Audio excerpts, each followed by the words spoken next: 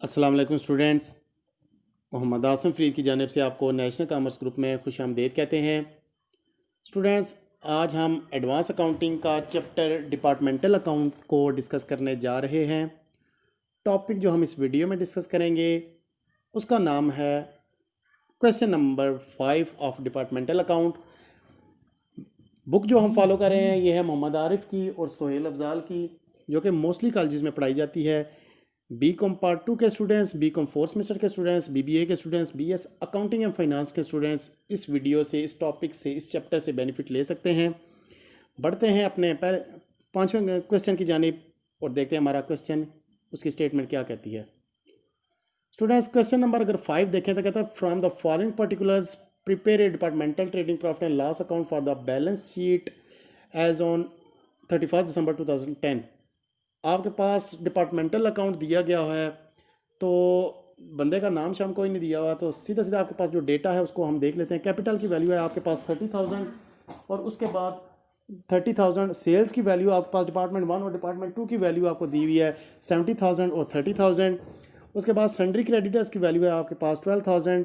इसी तरह से बिल्स पेबल की वैल्यू है, स्टॉक की वैल्यू है, जनरल रिजर्व्स की वैल्यू है। वैल्यूज़ अगर हम दोहराते रहें तो आपके पास वीडियो काफ़ी लंबी हो जाएगी। तो उसके बाद ये बिल रिसीवर की वैल्यू है, फर्नीचर की वैल्यू है, रेंट रेट टैक्सेस की है, मैरीन इंश्योरेंस की है, परचेजेस की वैल्यू आपके पास दोनों गिवन है, क्लोजिंग स्टॉक्स की वैल्यू दी है, ट्रैवलिंग एक्सपेंस की वैल्यू है, ऑफिस सैलरीज की वैल्यू दी हुई है, कमीशन की वैल्यू, एडवर्टाइजमेंट एक्सपेंस, उसके बाद बैंक चार्जेस हैं, प्रिंटिंग स्टेशनरी है, पोस्टेज टेलीग्राम है, एक्सचेंज डिस्काउंट्स है, सन्ड्रीज हैं, इन्वेस्टमेंट है, कैश इन हैंड कैश है, बैंक है। उसके बाद स्टूडेंट्स अगर हम इसकी फर्दर इन्फॉर्मेशन पे जाएं तो आपसे मांगता है कि आपने depreciation on plant and furniture आपने करना है 10%। और उसके बाद वो कहता है कि आपने बाकी के जो एक्सपेंस हैं वो आपने जितनी आपने सेल्स परचेज़ किया है, सेल्स किया है, उसके हिसाब से आपने सारे एक्सपेंस करने हैं ए और बी के लिए। यानी कि हमारे पास जो डिपार्टमेंट्स हैं वो 2 डिपार्टमेंट्स हैं, ए अलग है, बी अलग है। तो स्टूडेंट्स जब हम ट्रेडिंग अकाउंट करते हैं तो आपको पता है कि ट्रेडिंग अकाउंट में सबसे पहले ओपनिंग स्टॉक की वैल्यू आ जाती है। उसके बाद आपके पास जितने भी डायरेक्ट एक्सपेंसेस हैं, परचेजेस की वैल्यू होगी। उसके बाद क्रेडिट साइड पे आप लिखते हैं जो आपकी सेल्स है और क्लोजिंग स्टॉक। उसके बाद आप देखते हैं कि आपके पास जो बड़ी वैल्यू है, बड़ी वैल्यू से छोटी वैल्यू को माइनस करेंगे, या आपके पास ग्रॉस प्रॉफिट आ जाता है या ग्रॉस लॉस आ जाता है। तो सबसे पहले हम जो क्वेश्चन का आगाज़ करेंगे वो ओपनिंग स्टॉक से होगा। तो अगर आप यहाँ पे स्टॉक देखें तो ये 3400 और 1100 ये आपके पास ओपनिंग स्टॉक हो गया। उसके बाद आप करते हैं परचेजेस। तो परचेजेस अगर आप यहाँ पे परचेजेस की वैल्यू देखें तो आपको यहाँ पे 43,000 और 25,000 वैल्यू नज़र आ गई। उसके बाद आप डायरेक्ट एक्सपेंस अभी से देख लें तो डायरेक्ट आपके पास जो एक्सपेंस हैं वो आपके पास ये भी नहीं, मैरीन इंश्योरेंस, ये आपके पास डायरेक्ट एक्सपेंस आ गया, ये 2400। उसके बाद स्टूडेंट्स अगर आप और डायरेक्ट एक्सपेंस देखें तो आपको कोई डायरेक्ट एक्सपेंस यहाँ से भी और यहाँ से भी नज़र नहीं आता। तो स्टूडेंट्स डायरेक्ट एक्सपेंस और इनडायरेक्ट एक्सपेंस आपने पिछली क्लास में आई कॉम पार्ट 1 में भी और बी कॉम पार्ट 1 में भी किए थे, डायरेक्ट और इनडायरेक्ट एक्सपेंस। वो हम दोबारा से रिवीजन नहीं करेंगे, उसके लिए आप हमारी फर्दर वीडियोस देख सकते हैं। तो उसके बाद आप सेल्स की इन्फॉर्मेशन देखें क्रेडिट साइड के लिए। तो अगर आप सेल्स की इन्फॉर्मेशन देखें तो ये आपके पास 70,000 और 30,000 दोनों की इन्फॉर्मेशन दी हुई है। क्लोजिंग स्टॉक आप देखेंगे, क्लोजिंग स्टॉक की वैल्यू आपके पास ये दी हुई है 4,000 और 1,680। तो स्टूडेंट्स ये सारी इन्फॉर्मेशन जितनी भी मैंने आपको बयान की है ये सारी की सारी आप ट्रेडिंग अकाउंट में लेके चलें। तो यहाँ पे आप स्टार्ट लेंगे, ओपनिंग स्टॉक से आपको बताया था 3400, 1100। परचेज़ की वैल्यू थी आपके पास 43,000 और 25,000। उसके बाद स्टूडेंट्स आपके पास है मैरीन इंश्योरेंस, लेकिन मैरीन इंश्योरेंस की वैल्यू उसने क्वेश्चन में देखें तो एक जगह पे दी हुई है आपके पास 2400। तो स्टूडेंट्स यहाँ पे एंड पे कहता है कि आपने जो टर्नओवर के हिसाब से आपने इन्फॉर्मेशन लेनी है। तो अगर आप देखें तो आपकी सेल टोटल कितनी हुई है, सेल आपकी हुई है 70,000 और 30,000। अगर आप यहाँ से 4 सिफरे यहाँ से कट कर दें, 4 सिफरे यहाँ से कट कर दें, तो 7 और 3 की रेशो आपकी हुई है, बनती है हर एक एक्सपेंस के लिए। तो हमने 7 और 3 की रेशो से हमने सारे क्वेश्चन को सॉल्व करना है। तो आपने जब क्वेश्चन में मैरीन इंश्योरेंस किया तो मैरीन इंश्योरेंस की टोटल वैल्यू आपके पास यहाँ से अगर आप देखें तो 2400 थी। आप 2400 मल्टीप्लाई बाय 7 डिवाइड बाय 10 करेंगे। 10 क्यों? क्योंकि टोटल इसे आप 10 करेंगे तो 7 हिस्से चले जाएंगे ए को, 3 हिस्से चले जाएंगे बी को। तो आपके पास मैरीन इंश्योरेंस की जो वैल्यू आ जाएगी वो आ जाएगी 1680 चली जाएगी ए को, 720 चली जाएगी बी को। उसके बाद आपने सेल की इन्फॉर्मेशन लिखनी है 70,000, 30,000। क्लोजिंग स्टॉक की वैल्यू आप लिखेंगे 4,1680। आपने बैलेंस करना है तो बैलेंस आपके पास आ जाएगा 31,680 आपका आ गया क्रेडिट साइड का। उसके बाद 74,000 पूरा आ गया आपके पास ए का। इसी वैल्यू को आपने डेबिट में भी लिखा 74,000, 31,680। आप इससे माइनस करें 74,000 से ये डिपार्टमेंट ए की वैल्यू और बी की वैल्यू, आपके पास जो प्रॉफिट आ जाएगा वो ग्रॉस प्रॉफिट होगा, उसकी वैल्यू आ जाएगी 25,920 ए के लिए, 4,860 आ जाएगी बी के लिए।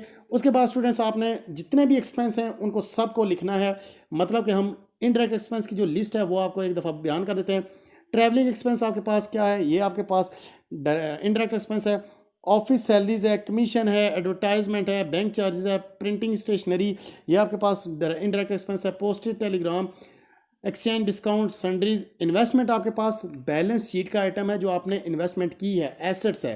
कैश एट बैंक, ये भी आपका एसेट है। कैश इन हैंड आपका ये एसेट्स है।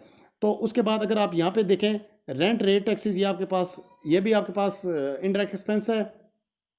फर्दर अगर आप देखें तो आपके पास यहाँ पे डेप्रिसिएशन ले रहा है 10%, ये भी आपका इनडायरेक्ट एक्सपेंसेस है। ये सारी वैल्यू स्टूडेंट्स देख लें। और आपने जो रेशो से डिवाइड करना है ये 7:3 से डिवाइड करना है।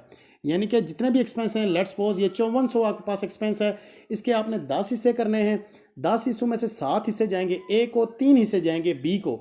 यानी कि 5400 मल्टीप्लाई बाय 7 डिवाइड बाय 10 करेंगे तो ए के लिए, 5400 मल्टीप्लाई बाय 3 डिवाइड बाय 10 करेंगे तो ये बी के लिए हो जाएगा। तो हम ये करके देख लेते हैं।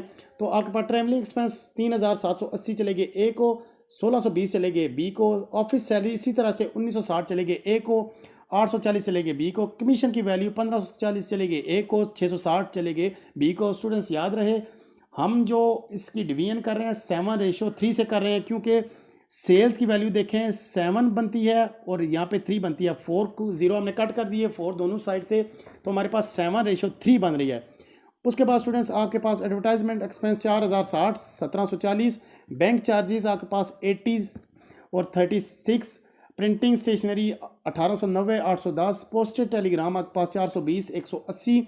एक्सचेंज एंड डिस्काउंट आपके पास 10, 50, 420। सन्ड्रीज की वैल्यू 630, 270। रेंट रेट आपके पास वैल्यू आ गई है 1,260 और 540। डेप्रिसिएशन ऑन फर्नीचर स्टूडेंट्स यहाँ पे मैं आपको बता देता हूँ। फर्नीचर की आपकी वैल्यू थी 1080, 1080 मल्टीप्लाई बाय 10 तकसीम 100 करेंगे, 108 आपकी वैल्यू आ जाएगी। 108 में से आप स्टूडेंट्स डिवाइड जब करेंगे तो आपके पास 76 चली जाएगी ए को और 32 चली जाएगी बी को। स्टूडेंट उसके बाद आप ग्रास प्रॉफिट जो है आप इसको कैरी डाउन लिया था, यहाँ पे आप ग्रास प्रॉफिट ब्रॉड डाउन कर दें। 25,920 यहाँ पे डेबिट में लिखें और 25,920 आप और 4,860 आपने क्रेडिट में लिख लिया। उसके बाद स्टूडेंट्स आपने बैलेंस करना है। जब आपने बैलेंस किया तो आपने देखा कि ये वाली साइड छोटी आती है, 4,860 यहाँ पे वैल्यू है, लेकिन यहाँ पे ये वैल्यू बड़ी आती हैं। तो यहाँ से हम करेंगे तो डिपार्टमेंट बी जो है ये लॉस में जा रहा है। हम देख लेते हैं कितना लॉस है। आपने ये दोनों वैल्यू इधर भी लिख दी, यानी कि दोनों का सम किया, तो यहाँ से जो वैल्यू आपकी आई है 1620, 840, 660, इन सबको आपने ऐड किया, 7,178 आ गई वैल्यू। इसी को आपने यहाँ पे कैरी कर लिया और ये वैल्यू बहुत छोटी छोटी नज़र आ रही है। और 25,920 आपने यहाँ पे भी लिख दिया, 25,920 यहाँ पे भी लिख दिया। उसके बाद आपने ग्रॉस प्रॉफिट और नेट प्रॉफिट नेट लॉस निकालना है। 24,920 में से आप ये सारी वैल्यू माइनस करेंगे तो आपके पास वैल्यू आ जाएगी 9,170। उसके बाद आप 7,178 से आप 4,860 को माइनस करेंगे, आपके पास नेट लॉस की वैल्यू आ जाएगी 2,318। तो स्टूडेंट्स ये था हमारे पास नेट प्रॉफिट नेट लॉस की वैल्यू। उसके बाद हम फर्दर मूव करते हैं, हमारे पास जो बैलेंस शीट का आइटम है। तो स्टूडेंट्स जो बैलेंस शीट है आपको पता है एक साइड पे आपके पास लायबिलिटीज़ आती हैं, दूसरी साइड पे आपके पास एसेट्स आते हैं। अगर हम स्टार्ट करें तो आपके पास जो कैपिटल की वैल्यू है वो है आपके पास 30,000। 30,000 आपके पास कहाँ से आई है? अगर आप कैपिटल यहाँ पे देखें तो कैपिटल की वैल्यू है आपके पास 30,000। उसके बाद आप देखें नेट प्रॉफिट है ए का, नेट प्रॉफिट यहाँ से आप दोबारा से क्वेश्चन देखें, ए का नेट प्रॉफिट आया और बी का नेट लॉस है। इन दोनों को आप ए को प्लस करेंगे, बी को माइनस करेंगे। उसके बाद फर्दर जो आपके पास इंफॉर्मेशन है तो आप यहाँ से देखते जाएं। जनरल रिजर्व है, जनरल रिजर्व को आप ऐड करेंगे। उसके बाद लायबिलिटीज़ जो आपकी और बनती है, लायबिलिटी बनती है आपके पास जी सन्ड्री क्रेडिटर्स, ये भी आप लायबिलिटीज़ में लिखेंगे। उसके बाद आप और अगर लायबिलिटीज़ देखें बिल्स पेबल, ये भी आप लायबिलिटीज़ में लिखेंगे। और एज सच आपके पास कोई इन्फॉर्मेशन ऐसी नहीं है जो आपके पास लायबिलिटीज़ में आए, तो हम लायबिलिटीज़ के कॉलम में ये इन्फॉर्मेशन सारी जो बनती है वो पुट कर लेते हैं। कैपिटल की वैल्यू थी 30,000, नेट प्रॉफिट ए का हुआ था 9,170, ये हम इसमें ऐड करेंगे। और नेट लॉस जो बी का हुआ था उसको हम माइनस करेंगे, 36,852 आ गया। जर्नल रिजर्व की वैल्यू थी 750, सन्ड्री क्रेडिटर्स की वैल्यू थी 12,000, बिल्स पेबल की वैल्यू थी 1,500। उसके बाद हम स्टूडेंट्स अगर हम एसेट्स की बात करें तो क्वेश्चंस में हम एसेट्स की को देख सकते हैं। सबसे पहले आपके पास फर्नीचर एंड फिक्सचर की वैल्यू थी, यदि आपके पास 1080, इसमें से आप 108 को माइनस करेंगे, ये जो डेप्रिसिएशन थी इसको माइनस करके आपके पास जो नेट वैल्यू है वो लिखेंगे। उसके बाद अगर आप स्टूडेंट्स देखें तो यहाँ पे आपके पास नज़र आती है इन्वेस्टमेंट, ये भी आपका एसेट है, कैश ये भी आपका एसेट है। उसके बाद अगर दोबारा से देखें तो डेटर ये भी आपके एसेट्स हैं, बिल रिसीवेबल ये भी आपका एसेट्स है। और ऐसा आपके पास ऐसा सच कोई एसेट नहीं है, तो हम इसको भी यहाँ पे पुट कर लेते हैं। यानी कि आपके पास फर्नीचर की वैल्यू थी 10,000, 1,080, उसमें से आपने डेप्रिसिएशन को 180 को 108 को माइनस किया, 972 आ गई। इन्वेस्टमेंट की वैल्यू आपने 6,900 ऐड कर दी। सन्ड्री डेटर्स की वैल्यू आपने 23,000 एज इट इज़ ऐड कर दी। बिल रिसीवेबल की वैल्यू आपने ऐड कर दी 5,000। क्लोजिंग स्टॉक में जो है वो दोनों आपके पास हैं, ए का क्लोजिंग स्टॉक, बी का क्लोजिंग स्टॉक। तो आप इसको पुट करेंगे क्वेश्चंस में, 4,000 और 1,680 दोनों को आप ऐड करेंगे, 5,680 बन जाएगी। Cash in hand, cash at bank आपने लिख दिया 2,500 और 7,050। स्टूडेंट्स अभी आप एसेट्स का बैलेंस करें, लायबिलिटीज़ का बैलेंस करें। अगर ये दोनों आपके पास इक्वल आ जाते हैं तो आपका आंसर 100% करेक्ट है।